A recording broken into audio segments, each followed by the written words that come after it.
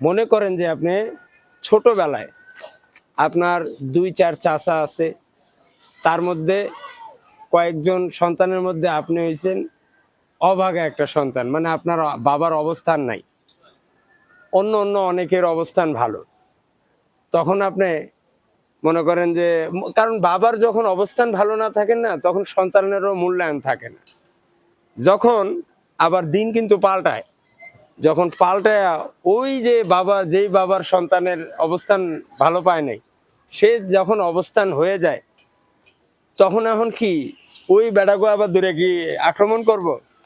না না, ওই যে শিক্ষাগুলো আপনি ছোটবেলায় পাইছেন, ওই শিক্ষাগুলো রিপিট করা যাবে না, বরঞ্চ তাদের সঙ্গে আরো ভালো ব্যবহার করতে হবে, আত্মীয় স্বজনের হক তাদের উপরে পালন করতে হবে। তাইলে হবে কি, তাদের মনে আল্লাহ তাআলা বুঝ দিবে যে না, পোলারে আমরা কেয়ার করি নাই, বা সে মেয়েরে আমরা কেয়ার করি নাই, কিন্তু সে আজকে বড় হয়ে আমাদেরকে কেয়ার করতেছে। এটা হচ্ছে একটা মহত্তর পরিচয়।